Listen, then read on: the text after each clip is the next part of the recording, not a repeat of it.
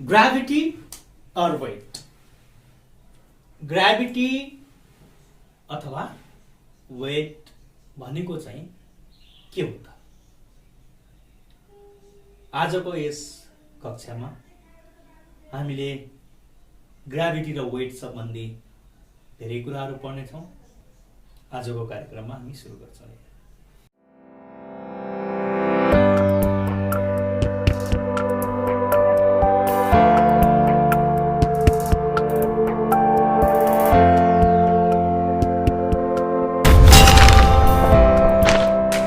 सामान्यतया ग्राभिटी भनेको एउटा फोर्स अफ अट्र्याक्सन नै हो, किनकि एउटा फोर्सको स्वरूप नै हो, बलको स्वरूप नै हो ग्राभिटी। मात्र यति फरक छ, यसमा चाहिँ कुनै पनि एउटा हेभेनली बडीले आफ्नो सेन्टरतिर फोर्स अफ अट्र्याक्सन गर्ने चाहिँ प्रोसेसलाई नै ग्राभिटी भनिन्छ। सेन्टरतिर, आफ्नो सेन्टरतिर अट्र्याक्सन गर्ने। जनरली वाट इज ग्राभिटी भनेर भन्यो भने the force of attraction towards the centre of the earth, अथवा अर्थको लागि, अथवा towards the centre of the planet, अथवा towards the centre of the heavenly bodies. Heavenly बडिजको सेन्टरतिर अट्र्याक्सन हुने फोर्सलाई नै ग्राभिटी भनिन्छ। अथवा वेट पनि यही नै हो। वस्तुको तौल निकाल्नु पर्यो भने हामीले न्युटनमा निकाल्छौँ र त्यो तौल चाहिँ अर्थको ग्राभिटीले कति मात्रामा त्यो पिण्ड भएको वस्तुलाई आफ्नो चाहिँ केन्द्रतिर अथवा आफ्नो सेन्टरतिर कति मात्रामा अट्र्याक्सन गर्यो भनेर हामीले बुझ्नु पर्दछ। सो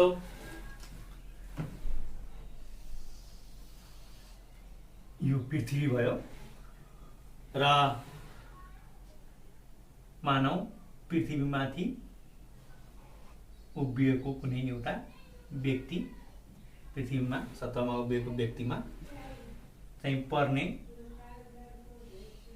ग्राभिटी चाहिँ यो सेन्टरले एट्र्याक्सन गरिरहेको हुन्छ र हामीले यो ग्राभिटीलाई वेट पनि भन्न सक्छौँ र यसको एसआई युनिट चाहिँ न्युटन हुन्छ। डिफिनेसनमा जाउँ।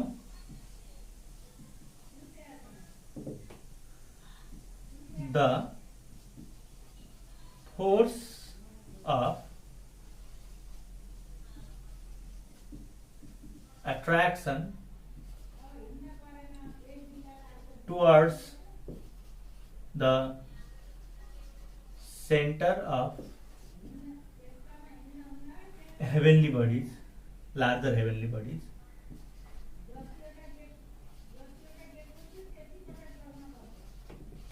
बडिज अथवा हामीले अर्थ लेख्न पनि सक्छौँ।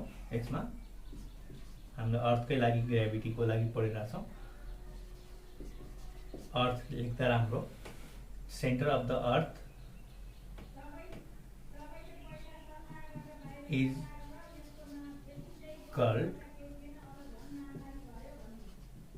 Gravity or weight on the earth। यसरी हामीले ग्राभिटीलाई हेर्छौँ। अब यहाँनिर यो सेन्टर भयो, यो अर्थको रेडियस, यो अर्थको मास, यो व्यक्तिको मास। अब हामी इलिस्ट्रेसनमा जान्छौँ। त्योभन्दा अगाडि it is denoted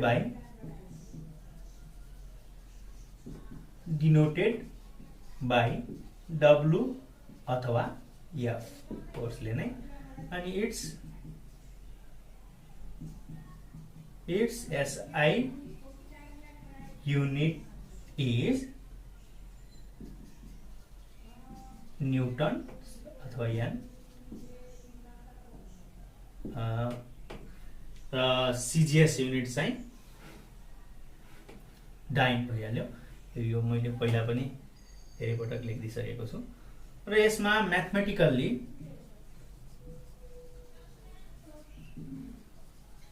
यसलाई हामीले कसरी एक्सप्रेस गर्न सक्छौँ भनेपछि दुईवटा कन्डिसनमा, एउटा एक्सेलरेसन ड्यू टु ग्राभिटी दिएको कन्डिसन र अर्को एक्सेलरेसन ड्यू टु ग्राभिटी नदिएको कन्डिसनमा। त्यो अवस्थामा चाहिँ अर्थको मास र रेडियस दिएको कन्डिसन हुन्छ, एक्सेलरेसन ड्यू टु ग्राभिटी दिएन भने डब्लु अर एफ वेट अथवा फोर्स अथवा gravity is equal to G M upon R square. यो अवस्थामा एम भनेको चाहिँ मास अफ द अर्थ, यदि अर्थको कन्टेक्स्टमा कुरा गर्छ भने, अथवा मास अफ द प्लानेट भन्न पनि सक्छौँ। र स्मल एम भनेको मास अफ द बडी, कुनै अब्जेक्टको, अर्थमा उभिरहेको अथवा अर्थको ग्राभिटेसनल फिल्ड अन्तर्गत पर्ने अब्जेक्ट। र आर भनेको रेडियस अफ द अर्थ। र जी भनेको यसमा युनिभर्सल ग्राभिटेसन कन्स्टेन्ट।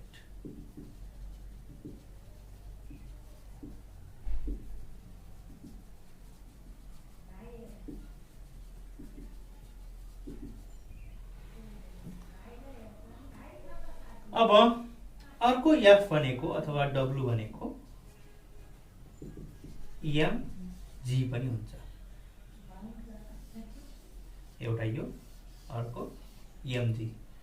एम भनेको मास अफ द अब्जेक्ट अथवा mass of the body,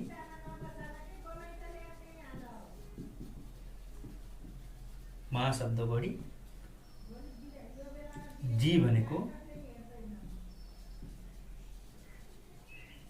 acceleration due to gravity. The अर्थको कन्टेक्स्टमा कुरा गरिरहेको छु, अर्थको कन्टेक्स्टकै हो, त्यही भएर मैले अर्थ लेखिदिएँ। त कुनै प्लानेटको एक्सेलरेसन ड्यू टु ग्राभिटी लेख्न सक्छौँ। यसरी हामीले वेटलाई डिफाइन गर्न सक्छौँ।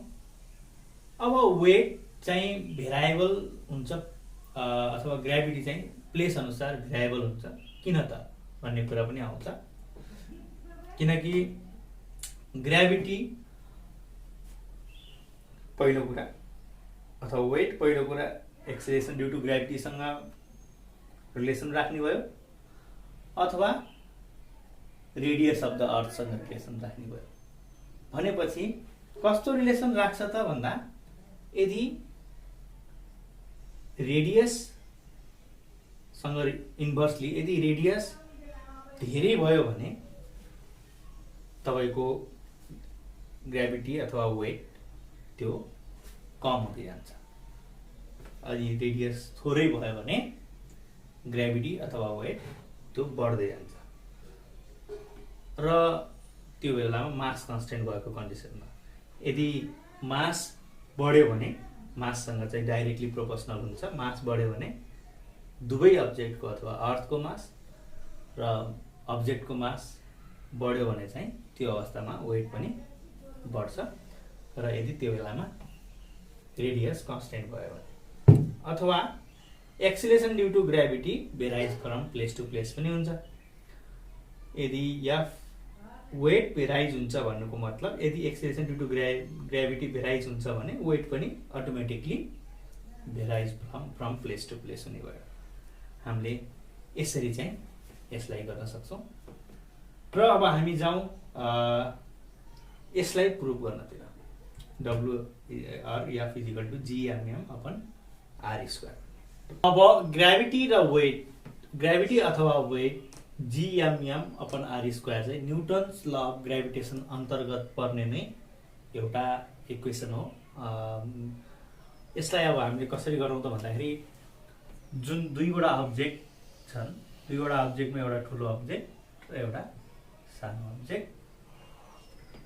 यो सानो अब्जेक्ट चाहिँ अर्थ सर्फेसमा छ। यिनीहरू बिचको डिस्टेन्स, सेन्ट्रल डिस्टेन्स चाहिँ अर्थको रेडियससँग बराबर हुन्छ।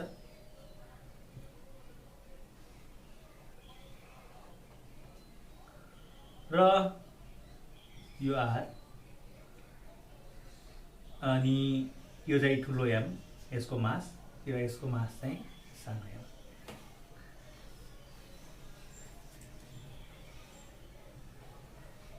यो सेन्टर हो। अब आर बराबर डिस्टेन्स भनेर हामीले भन्न सक्छौँ। अब यहाँ let us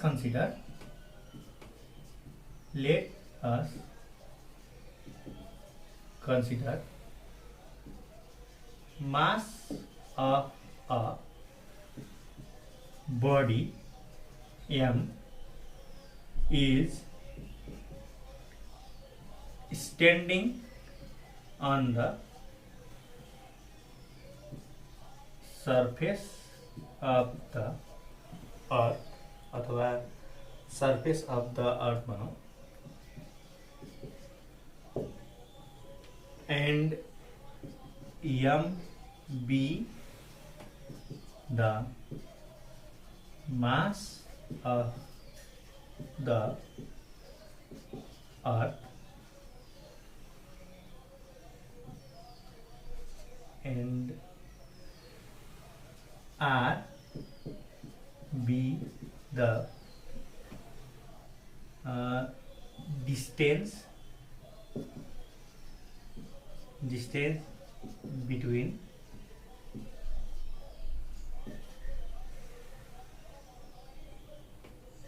body and earth,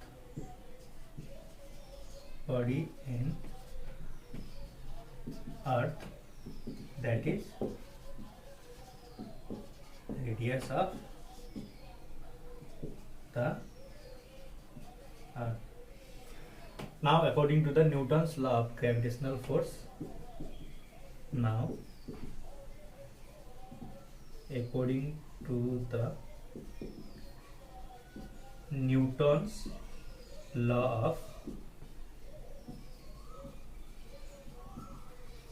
gravitational force,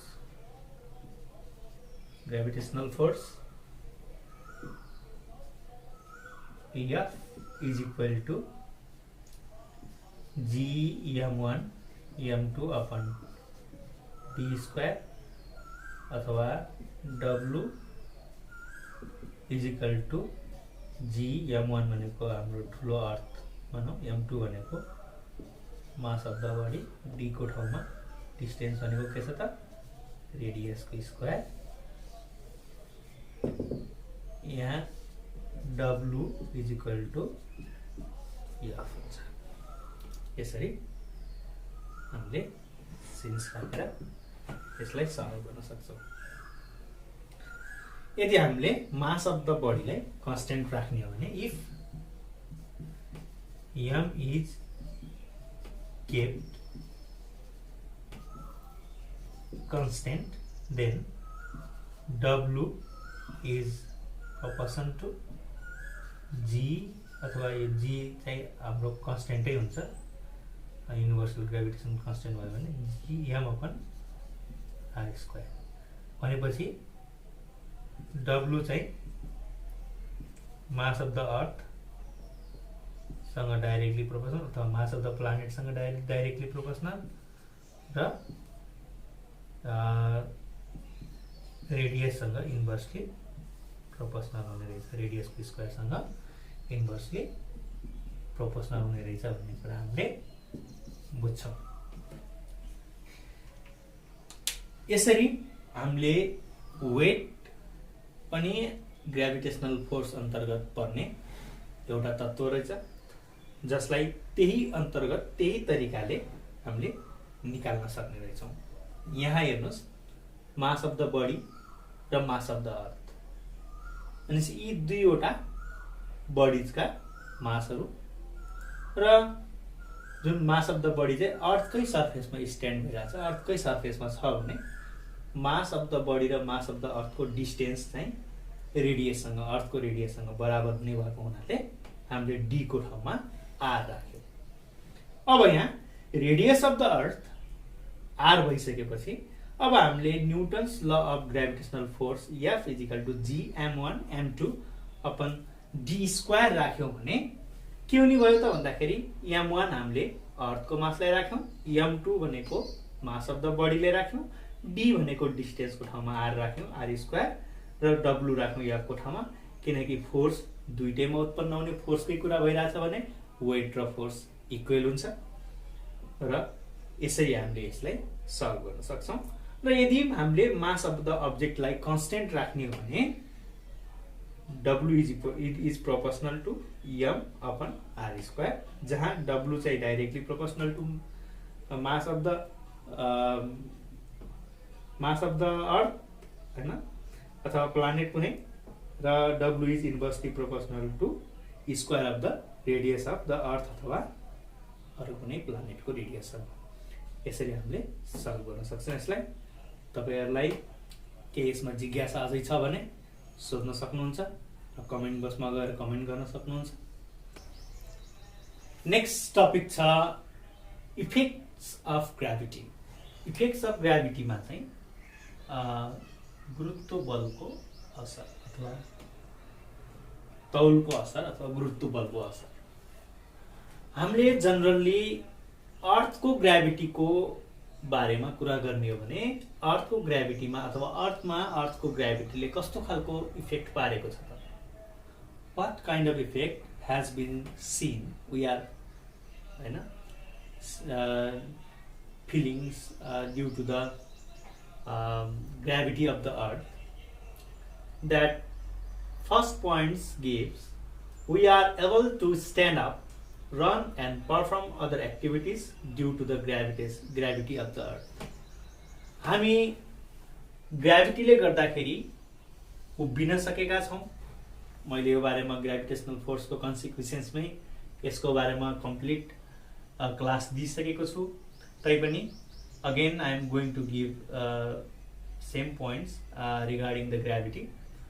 we are able to stand up, run and perform other activities or other daily activities due to the gravity of the earth. अर्थ को ग्राभिटीले गर्दाखेरि हामी उभिन दगुर्न, हामीले दैनिक काम कार्य गर्न अथवा कार्यहरू गर्नका लागि हामी समर्थ छौं। यदि ग्राभिटी हुँदैन थियो भने हामी फ्लोलेसली हामी आफ्नो कन्ट्रोलमा हुँदैन थियौं। एकदम सँग जस्तै स्पेसमा कस्तो हुन्छ, जीरो ग्राभिटी भएको, कहाँ जीरो ग्राभिटी, जहाँ स्पेसमा चाहिँ जीरो ग्राभिटी हुन्छ है। जीरो ग्राभिटी भएको बेलामा हाम्रो शरीर माथि हामीले कन्ट्रोल गर्न निकै गाह्रो पर्छ। हामी उभिन सक्दैनौं। Even we can not write zero ग्राभिटीमा त्यस्तो खालको हुन्छ। अब अर्को आयो construction of building and bridges are possible.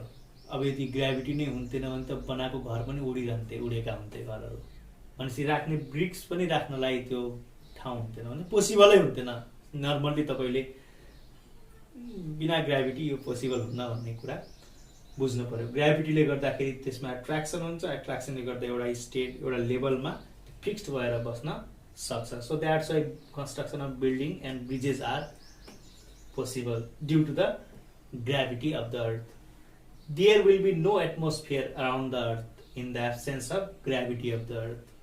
यदि ग्राभिटी हुन्थेन भने एटमोस्फियर पनि हुँदैन थियो।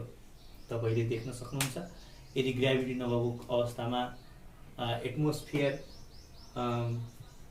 कतै पनि हुँदैन, किनकि ग्राभिटीले नै त्यो एटमोस्फियरमा भएका डेन्सिटी भएका ग्यासेसहरूलाई आफ्नो वरिपरि एउटा लेयर बनाएर बन्डलमा राख्न मद्दत पुर्याउँछ।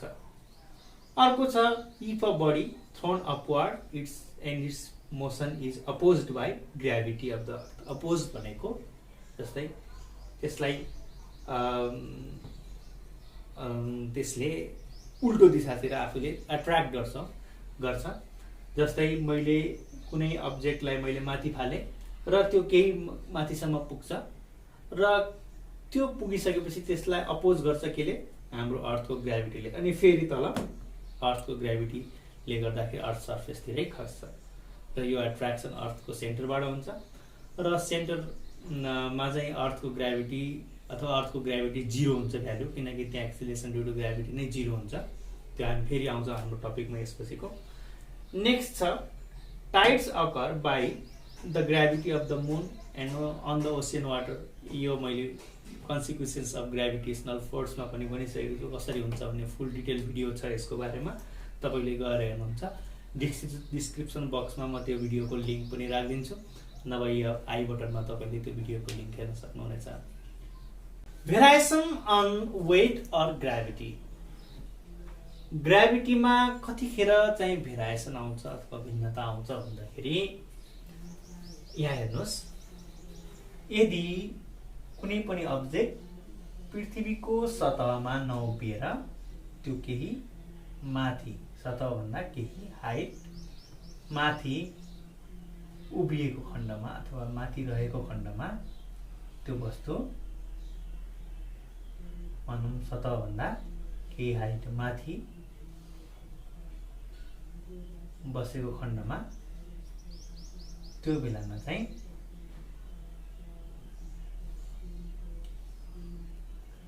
यो रेडियस हुन्छ। यो सर्टेन हाइट भयो यहाँदेखि यहाँसम्म,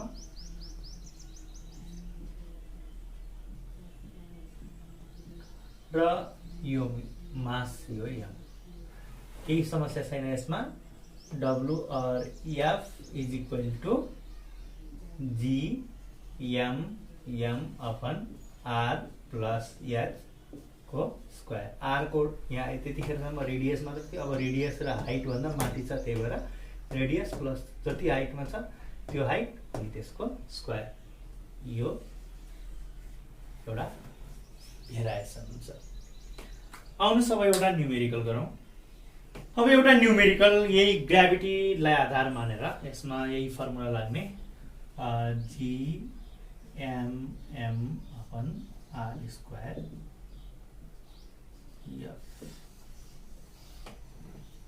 यो फर्मुला लाग्ने क्वेसन छ। क्वेसनले के भन्छ त भन्दाखेरि the earth has the mass of 6 into 10 to the power 24 kg and its radius 6380 kilometer. What will be the gravity of the earth to a body of mass 1 kg on the earth's surface of the earth? So यहाँ के भन्छ त भन्दाखेरि अर्थको मास दिएको छ, अर्थको radius दिएको छ, र त्यो अर्थमा चाहिँ उभिएको अब्जेक्ट अथवा उभिएको बडी चाहिँ 1 kg को छ अरे। त्यो 1 kg को ग्राभिटी अथवा वेट कति त हामीले त्यो 1 kg बडीको चाहिँ मास को वेट निकाल्नु पर्यो अथवा हामीले त्यसको ग्राभिटी निकाल्नु पर्यो। वेट निकाल्न पनि भन्न सक्छ ग्राभिटीको ठाउँमा। यसमा नझुक्किनु होला। पहिला सुरुमा हामीले गिभन लेखौँ। के दिएको छ हामीलाई? Given mass of the earth capital M 6 into 10 to the power 24 kg. Mass of the body small letter m 1 kg. Radius of the earth r किलोमिटरमा छ, ध्यान राख्नु होला।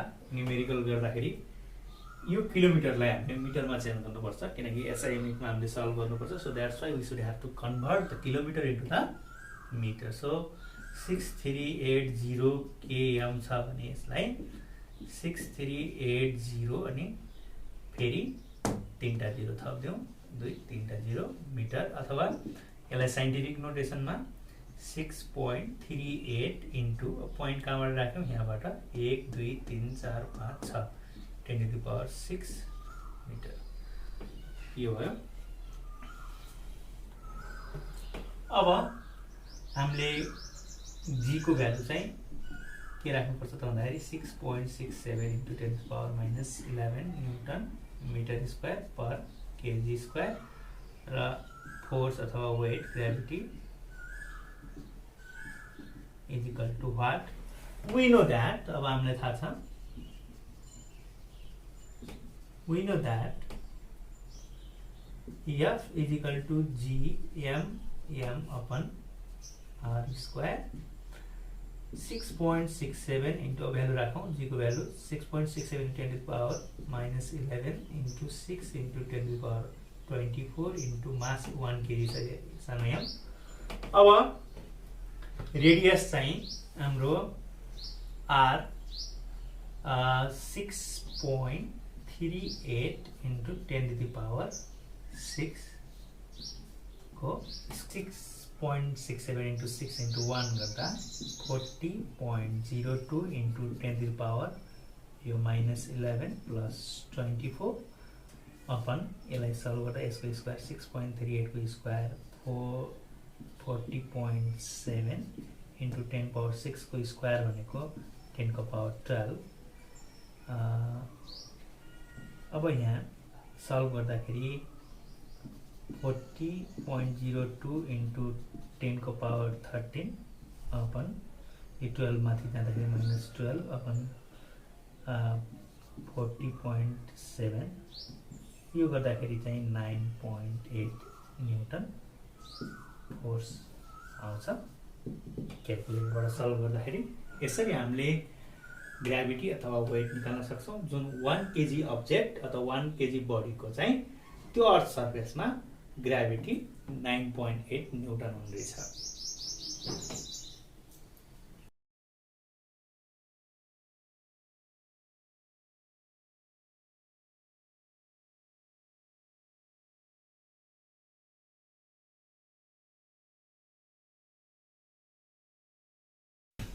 आजको क्लास यति नै राखौं। तपाईहरुलाई कस्तो लाग्यो त प्रतिक्रिया दिनु होला र लाइक गर्न नबिर्सनु होला। लाइक गर्नु र मेरो च्यानललाई भर्खर अहिले पहिलो पटक हेरिराख्नु भएको छ भने सब्स्क्राइब गर्नु होला र शेयर गर्न नबिर्सनु होला ताकि यो सबै माझ पुगोस्। यो सानो प्रयास यति भन्दै आजलाई बिदा चाहन्छु। धन्यवाद।